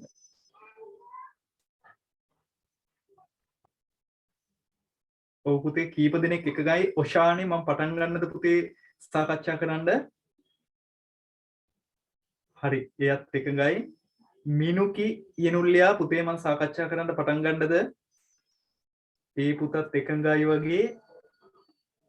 සෙහස්නා පුතේ නිතාශි මම සාකච්ඡා කරන්න පටන් ගන්නද? අත උස්සලා පොඩ්ඩක් කියන්න. හා නම් අත උස්සන්න. ශවින්දි කියනවා හා කියලා. ඊට පහලින් තව පුතෙක් ඉන්නවා මනෝද්‍ය පුතත් හා කියලා කියනවා. දරණියගල දිනිති දුව මොකද කියන්නේ පුතේ මම සාකච්ඡා කරන්නද? මට අර හැමෝගෙම ප්‍රතිචාර ගන්න අමාරුයි මේ වෙලාවේ. බොහෝ දෙනෙක් කියනවා හා කියලා. ඒ නිසා මම උත්තර ටික සාකච්ඡා කරන්න පටන් ගන්නම් දුවේ පුතේ. හරි අත්පල්ලයට දාන්න. බලාගන්න මම හිතනවා මම ඉදිරිපත් කරන දේවල් පුතාලට පැහැදිලි වෙයි. බිංදුවත් 10ත් අතර ප්‍රථමක සංඛ්‍යා කැපිටල් B 2 3 5 7 බිංදුවත් 10ත් අතර ප්‍රථමක සංඛ්‍යා 2 3 5 සහ 7 කැපිටල් C බිංදුවත් 25ත් අතර 4 ගුණාකාර 4 8 12 16 20 24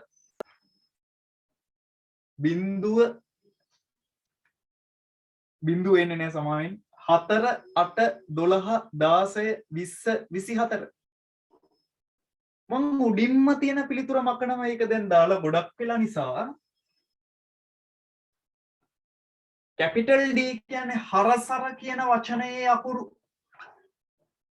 හා ර සා ඊළඟ රයන්න තව පාරක් ලියන්නේ නැහැ. එක අකුරක් ලියන්නේ එක වතාවයි. හරසර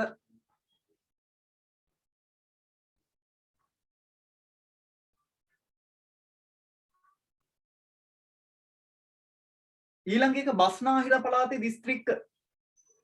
දුවල පුතාලා දන්නවා ඇති බස්නාහිර පළාතට අයත් දිස්ත්‍රික්ක මොනවද කියලා. සාමාන්‍ය දැනීම තියෙන්නත් ඕනේ සමහර ගණිත ප්‍රශ්න වලට උත්තර ලියන්න. කොළඹ ගම්පහ කළුතර කොළඹ ගම්පහ කළුතර F1 21412 සංඛ්‍යාවේ ඉලක්කම් 21412 හැදිලා තියෙන්නේ 2 1 4 කියන සංඛ්‍යාංක වලින් ඉලක්කම් වලින් 2 1 4 කියන ඉලක්කම් වලින් G1 1 සිට 10 තෙක් 6 ගුණාකාර 1යි තියෙන්නේ. 1 සිට 10 තෙක් 6 ගුණාකාර 1යි තියෙන්නේ. එහෙනම් දුවේ පුතේ ඔයාලා ගොඩ දෙනෙක්ගේ මම විශ්වාස කරනවා සියලුම පිළිතුරු හරියන්න ඇති. මොකද කුලක කියන්නේ එහෙම මේ උත්තර වරදින්න තරම් අමාරු පාඩමක් නෙවෙයි. හරි ලේසි මේ පාඩම. පොතේ තියෙන අභ්‍යාසයට අමතර අභ්‍යාසයක් මට දෙන්න හිතුණා නිකන් එක ප්‍රශ්නයක්. ඉස්සෙල්ලා අර කුලක හඳුනගනින්ද පියාඹන ඉබ්බ දුන්නා වගේ. බලමු මේ කුලකයේ අවයව ලියන්න පුළුවන්ද කියලා බලාගන්න. අපි ගමු කැපිටල් H කියලා කුලකයක්.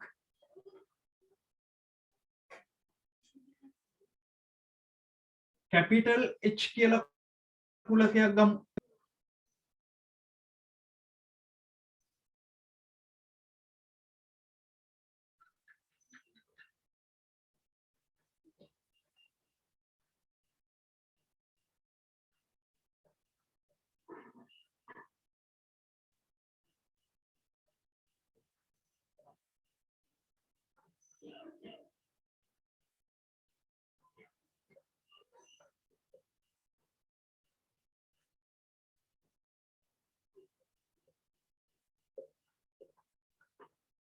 ධාතු කැටයක් උඩ දැමූ විට ඒක ලියා ගන්න ඕනේ නෑ පුතේ නිකන් අපි මතක තියාගමු. ධාතු කැටයක් උඩ දැමූ විට 6ට වැඩි සංඛ්‍යාවක් ලැබෙන අවස්ථා. එකම අවස්ථාවකවත් ධාතු කැටයක් උඩ දැම්මම 6ට වැඩි සංඛ්‍යාවක් ලැබෙන්නේ නැහැ. එතකොට H කුලකයේ අවයව ලියන්නේ සංගල වරහණක් අරිනවා කිසිදු අවයවයක් ලියන්නේ නැතුව සංගල වරහණ වහනවා. ඔන්න ඔහොමයි අවයව ලියන්නේ. සංගල වරහණ අරිනවා කිසිදු අවයවයක් ලියන්නේ නැතුව සංගල වරහණ වහනවා. පැහැදිලි ඇති දරුවනේ.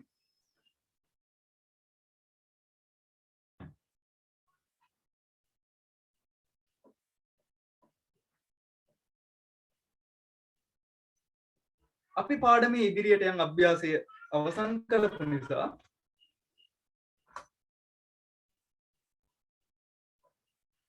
මේක ලියා ගන්න අවශ්‍ය නැහැ අපි සාකච්ඡා කරමු.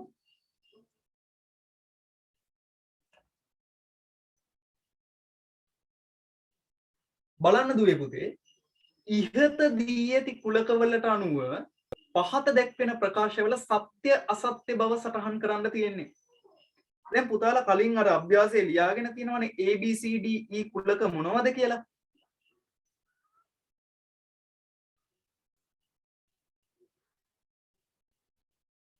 සෙනසුරාදා කියලා කියන්නේ ඒ කුලකයේ අවයවයක්ලු. ඔයාලා එකඟ ඇති මේකත් එක්ක ප්‍රකාශය සත්‍යයි. प D කුලකයේ අවයවයක්ලු.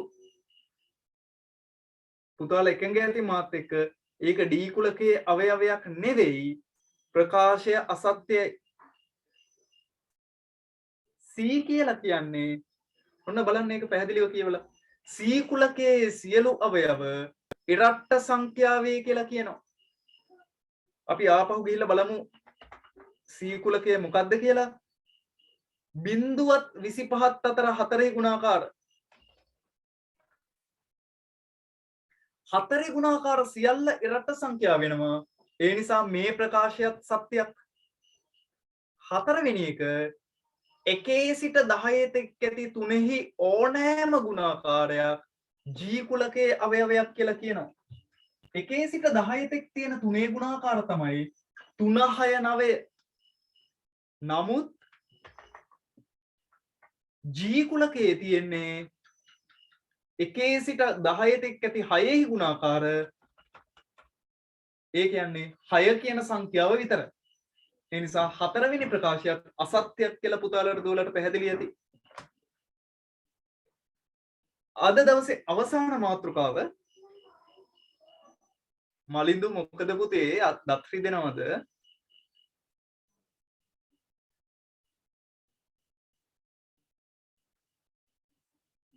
අපේ අවසාන මාතෘකාව ලියාගමු හැමදෙනාම කුලකයක් වෙන් රූප සටහනකින් නිරූපණය කිරීම. කුලකයක් වෙන් රූප සටහනකින් නිරූපණය කිරීම. මේ කොටසට යන්න කලින් පාඩම ගැන පුංචි පැහැදිලි කිරීමක් කරන්නම් දුවේ පුතේ. පාඩමේ සියලුම අභ්‍යාස අද කරනවා මම සාකච්ඡා කරනවා. සියලුම අභ්‍යාස ඔක්කොම වගේ සාකච්ඡා කරනවා. එක ප්‍රශ්නයක් විතර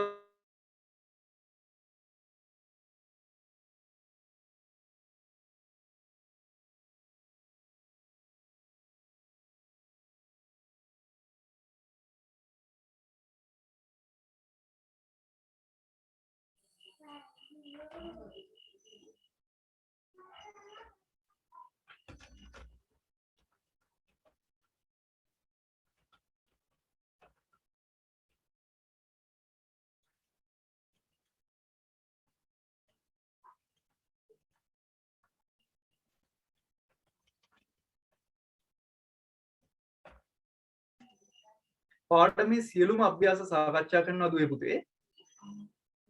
මාව ඇහෙනව ඇති කියලා මම විශ්වාස කරනවා. අපේ ඊළඟ මාතෘකාව කුලකයක් වෙන් රූප සටහනකින් නිරූපණය කිරීම බලා ගන්න. කැපිටල් A සමානයි 1 සිට 10 තෙක් වූ ඉරට්ට සංඛ්‍යා කුලකය. 1 සිට 10 තෙක් වූ ඉරට්ට සංඛ්‍යා කුලකය.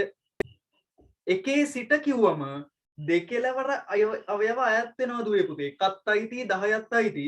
මෙතනදී එක ඉරට්ට සංඛ්‍යාවක් නොවන හින්දා ගන්නෙ නැහැ. නැත්තම් සිට දක්වා කිව්වම පටන් ගන්න කෙනත් අයිති වෙනවා, අවසාන කෙනත් අයිති වෙනවා. එහෙනම් කැපිටල් A සමානයි 1 සිට 10 තෙක් ඉරට්ට සංඛ්‍යා කුලකය කිව්වම 2 4 6 8 10 කියන සංඛ්‍යා තමයි මේ කුලකයේ අවයව විදියට අපි හඳුනාගන්නේ. අපි මේක වෙන් රූප සටහනකින් නිරූපණය කරමු. බලන්න දුවේ පුතේ, මේ ආකාරයට සංවෘත රූපයක් තුල කුලකයේ අවයව දැක්වීමට තමයි වෙන් රූපයක් කියලා කියන්නේ. වඩාත් පැහැදිලි වෙන්න මම බෝඩ් එකේ වෙන් රූපය නැවත ඇඳලා පෙන්නන්නම්. මොකද අඳින පියවර ටික පැහැදිලි වුණේ නැහැ එකවරම රූපයේ තිරයට මතුවුණු හින්දා. ඒ නිසා මේක අඳින්නේ කොහොමද කියලා බලා ගන්න. වෘත්තයක් හෝ ඉලිප්සයක් පාවිච්චි කරනවා. දැන් මම මේ ඇඳපු වෘත්තය සම්පූර්ණයෙන්ම වැරදි. ඉලිප්සය සම්පූර්ණයෙන්ම වැරදි. මුලින් අපි වරද්දලා මේ වැඩේ කරමු. එතකොට වරදින තැන දුවලා පුතාලා තේරුම් ගන්නවා. එතකොට ඔයාලා ඉදිරියේව වරද්ද ගන්නෙ නැහැ. බලන්න මේ රූපේ වැහිලා නැහැ, ඇරිලා තියෙන්නේ. කලබලයට වගේ ඇඳ වෘතය වැහිලා නැහැ මෙතනින්. මෙහෙම බෑ. අඳින වෙන් රූපයේ අඳිනු ලබන හැඩතලය සම්පූර්ණයෙන් ආවරණය වෙලා තියෙන්න ඕනේ. මෙන්න මේ විදියට.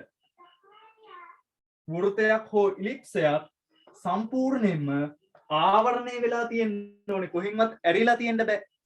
ඊට පස්සේ මේක ඇතුලේ කැමැති තැන් වලින් අවයව ලියන්න පුළුවන්. මේ තැනම ලියන්න ඕනේ කියලා පිළිවෙලක් නැහැ. කැමැති දිශාවකින් ඊතලේ ගහන්න පුළුවන්. හැබැයි පොඩි කොන්දේසියක් තියෙනවා. ඊතල හිස කුලකය පැත්තට යොමු වෙන්න ඕනේ. ඊතල හිස අනිවාර්යයෙන්ම කුලකය දෙසට යොමු වෙන්න ඕනේ. කුලකයේ නම කැපිටල් ඉංග්‍රීසි අකුරෙන් මේ විදියට නිරූපණය කරනවා. එහෙනම් තිරයේ දැක්වෙන සටහන ඉක්මනින්ම ලියා ගන්න ඕනේ. බෝඩ් එකේ දැක්වෙන සටහන නෙවෙයි පුතේ, තිරයේ දැක්වෙන සම්පූර්ණ සටහන. ෂෙයා කරලා තියෙන ස්ක්‍රීන් එකේ තියෙන සටහන සම්පූර්ණයෙන්ම ලියා ගන්න. බෝඩ් එකේ තියෙන ටික විතරක් ලියාගෙන මදි.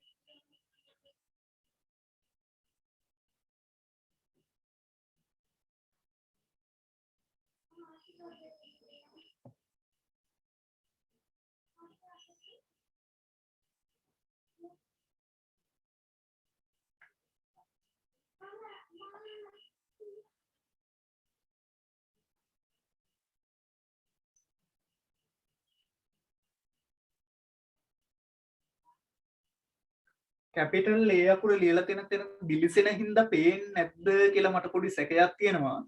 මම ඒ නිසා මකලා ආයේ රූපේ අඳිනවා පුතේ.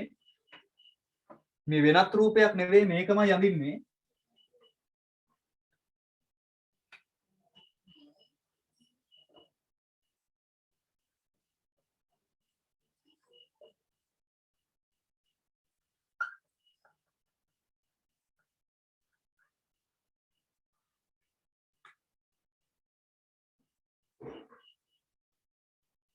මම හිතනවා වෙලාව ප්‍රමාණවත් කියලා සටහන ලියා ගන්න.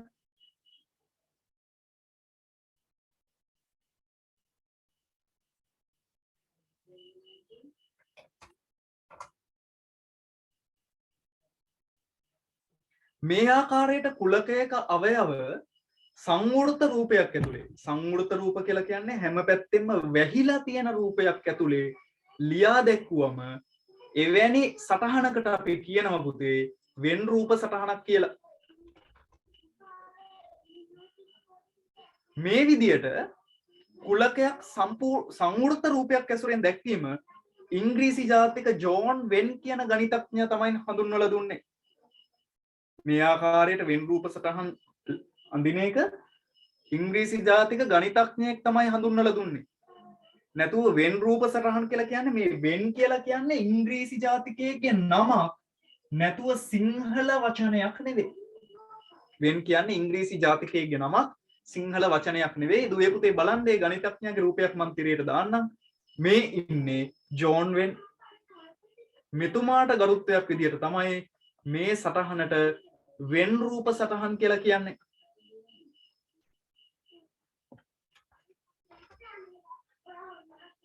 අපි හැමදෙනාම අභ්‍යාසය කරමු. පහත දී ඇති එක් කුලකය අවයව සංගලවරහන් තුල ලියා දැක්වීමෙන් කුලකය දක්වන්න වෙන් රූප සටහනකින් කුලකය නිරූපණය කරන්න. ලියා ගන්න ප්‍රශ්නය. දී ඇති එක් කුලකය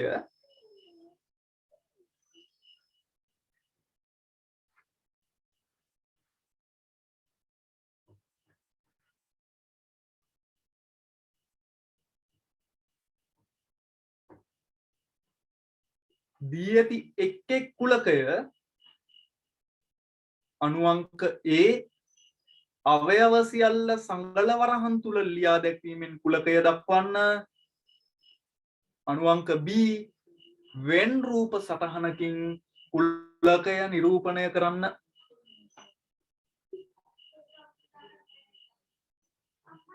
වෙන් රූප සටහනකින් කුලකය නිරූපණය කරන්න.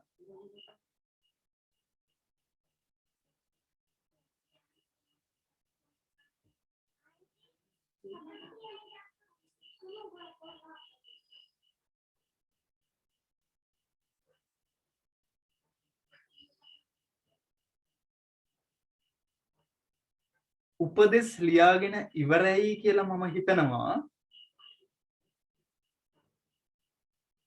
තව තප්පර 30ක විතර කාලයක් දෙන්නම් ලියන අයට.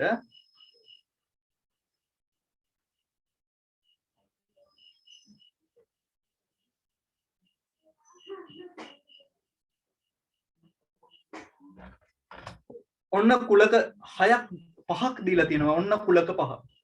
කැපිටල් P 10ට අඩු ප්‍රථමක සංඛ්‍යා. කැපිටල් Q දේ දුන්නේ ඇති වර්ණ. කැපිටල් R නම්බර් යන වචනයේ අකුරු. කැපිටල් S බිංදුවත් 7ත් අතර ඇති පූර්ණ සංඛ්‍යා. කැපිටල් T දකුණු පළාතේ දිස්ත්‍රික්ක. එතකොට දරුවනේ උත්තර ලියනකොට ඔයාලා ප්‍රශ්න පහම එකවර ලිව්වේ නැතත් කමන්නේ. පළවෙනි ප්‍රශ්නය ලියාගෙන කැපිටල් P 10ට අඩු ප්‍රථමක සංඛ්‍යා 10ට අඩු ප්‍රථමක සංඛ්‍යා සංගලවරහණක් ඇතුලේ දක්වලා එතනම පහලින් වෙන් රූපය අඳින්න. ඊට පස්සේ දෙවෙනි එකට යන්න. එතකොට පැහැදිලි පිළිතුර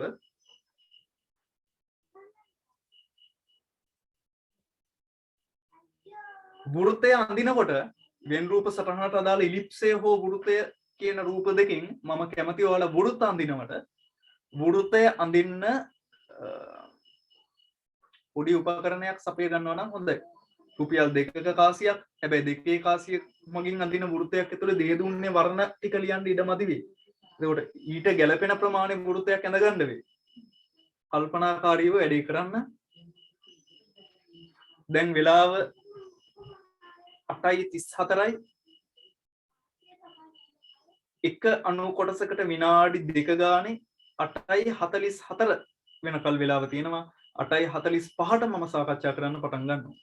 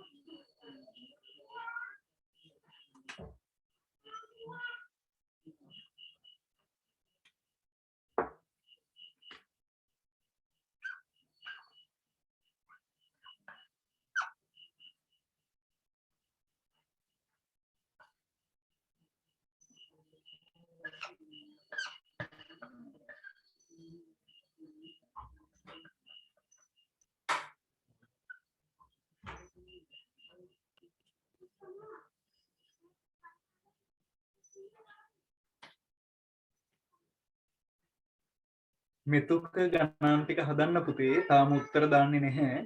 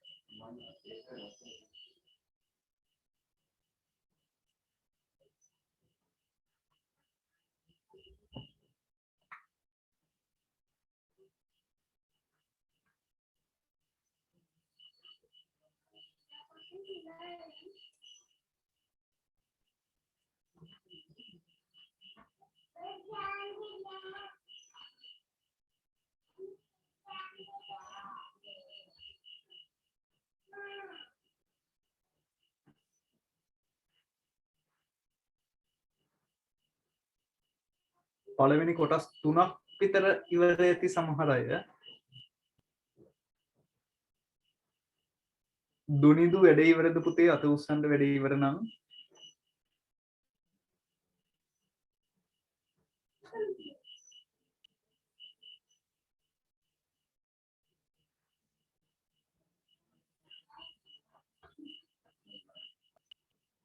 මිනුකි වැඩේ ඉවර කරලා වගේ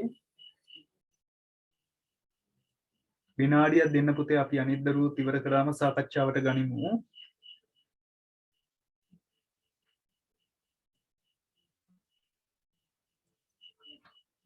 අහිංසා ඉවරයි වැඩේ. දියෙන්ක වැඩේ ඉවරයි.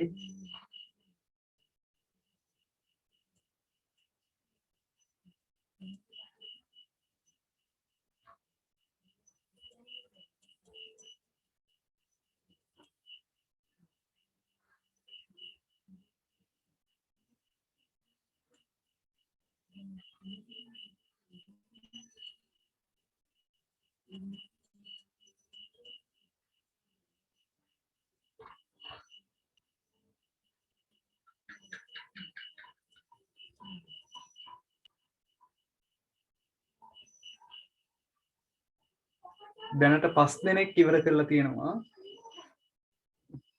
කලබලයක් නෑ දුවේ පුතේ, අනිත් අය කරගෙන යන්න වැඩේ.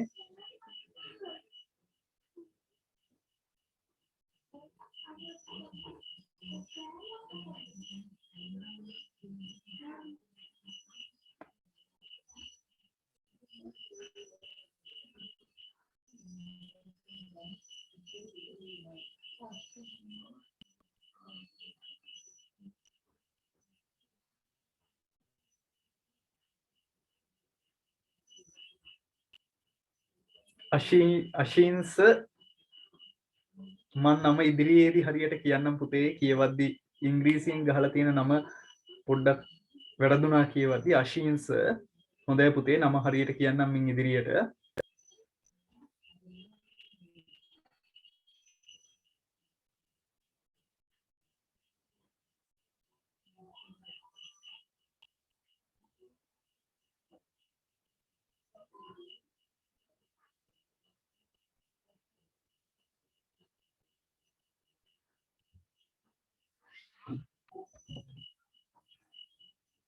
විනාඩි 2ක් විතර කලින් මම සාකච්ඡා කරන්න පටන් ගන්නවා. මම පොරොන්දු වුණු වෙලාවට වඩා විනාඩි 2ක් විතර කලින් දැන් මම සාකච්ඡාවට ගන්නවා පුතේ. පළවෙනි එක 10ට අඩු ප්‍රථමක සංඛ්‍යා කැපිටල් P. එහෙනම් කැපිටල් P සමානයි 2 3 5 7 2 3 5 7 කැපිටල් P. ඊතලයේ මොන පැත්තෙන් ගැහුවත් ප්‍රශ්නයක් නැහැ. දකුණු පැත්තෙන් වෘතය දෙසට හෝ වම් පැත්තෙන් වෘතය දෙසට, දෙකම හරි. හරිනම් හරියක් දාගන්න පුළුවන්, රතු පෑනක් පාවිච්චි කරලා ප්‍රශ්නයක් නැහැ. ඔයාලගේ උත්තරේ හරිනම් පුතේ හරියක් දාගන්න. දෙවැනි ප්‍රශ්නය කැපිටල් Q දේ දුන්නේ ඇති වර්ණ. සිංහලෙන් උත්තර ලියලා ඇති, එහෙම නැත්නම් ඉංග්‍රීසියෙන් උත්තරේ ලියලා ඇති. දේ දුන්නේ වර්ණ රතු, තැඹිලි,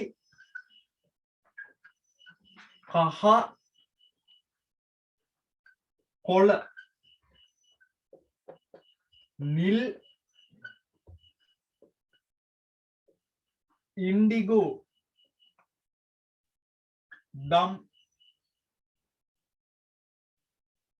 වෘතයක් ඇඳලා වෘතය ඇතුලේ මේ ටිකම ලියලා තියෙනවා නම් උත්තරය හරි. නිකන් සිංහල භාෂාවේ වචනයක් කියලා දෙන්න හිතුණා. මේ දම් පාටට කියනවා පුතේ ලියා ගන්න එහෙම එපා, ජම්බූල වර්ණය කියලා. ජම්බූල වර්ණය කියලා කියනවා. මීට කලින් අහලා නැති කෙනෙක් ඉන්නවා නම් එයාලට වැදගත් වෙයි.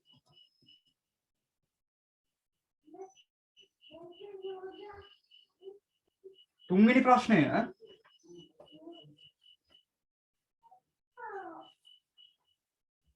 නම්බර් යන වචනේ අකුරු.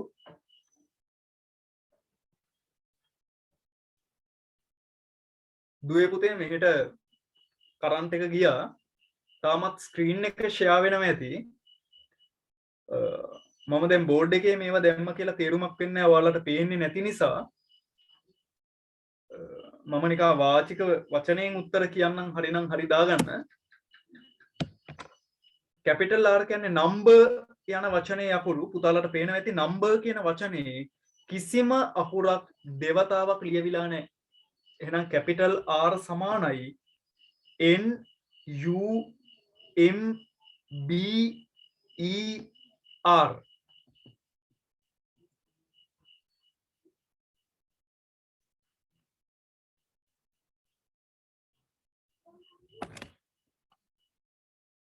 තිමන්‍යා සෙනුලි කියලා තියෙනවා පැහැදිලි නෑ, සිග්නල් හරියට නැහැ කියලා. අපි බලමු පුතේ, නැවත රෙකෝඩින් එක දානවා, ඒක ඔයාලට බලන්න පුළුවන් වෙයි. හතරවෙනි එක 0ත් 7ත් අතර ඇති පූර්ණ සංඛ්‍යා. බිඳුවත් 7ත් අතර තියෙනවා 1 2 3 4 5 6 කියන පූර්ණ සංඛ්‍යා.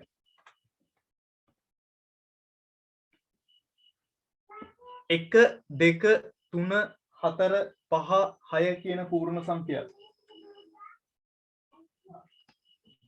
අවසාන එක දකුණු පළාතේ දිස්ත්‍රික්ක ගාල්ල මාතර හා හම්බන්තොට.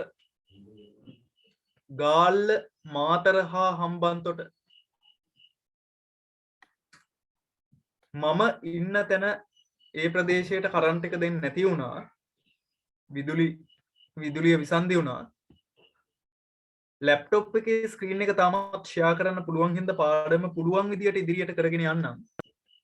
වයිට් බෝඩ් එකේ ලිව්වට පුතාලට පැහැදිලි වෙන එකක් නැති නිසා හැකිතාක් මෙහෙම කරගෙන යන්න උත්සාහ කරන්න. මොකද 7 සිට 9 දක්වා අපි පන්තිය දැම්මේ. දැන් 9 වෙන්න තව විනාඩි 10ක් 15ක් වගේ තියෙන්නේ. ඒ නිසා පන්තිය අවසාන හරියේ හින්දා ස්ක්‍රීන් එකෙන් මේ ටික පැහැදිලි කරත් ඔයාලට තේරුම් ගන්න පුළුවන් වෙයි. අපැහැදිලි තැනක් තියෙනවා නම් ඊළඟ දවසේ නැවත පැහැදිලි කරන්න කටයුතු කරන්න.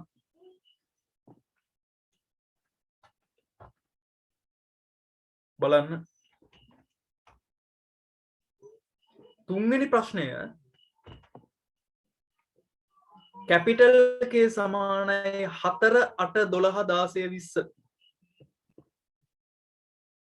කේ කුලකය වෙන්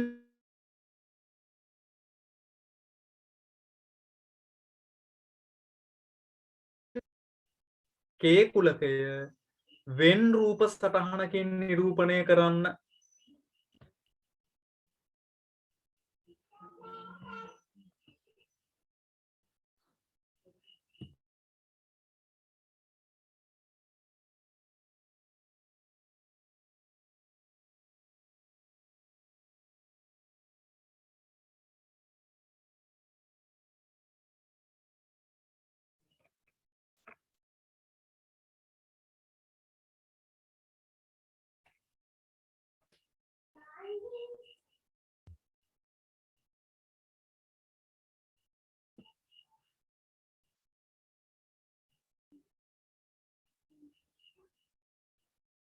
තුන්වෙනි ප්‍රශ්නේ ලියා ගන්න දුවේ පුතේ. මම ස්ක්‍රීන් එක ආයෙ ෂෙයා කරන්නම්.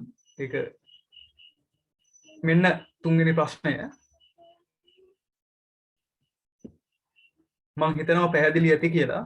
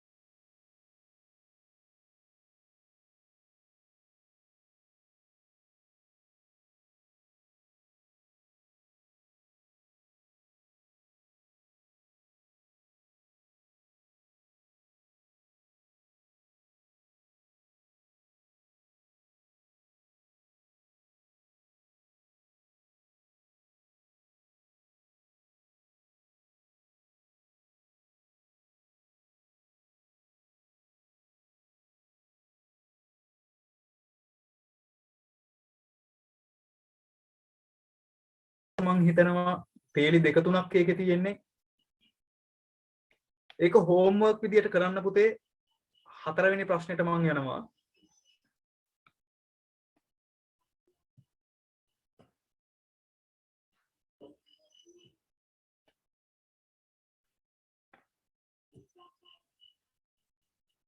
පෙළ පොත තියන අය ලියා ගන්න අවශ්‍ය නැහැ. මොකද පෙළ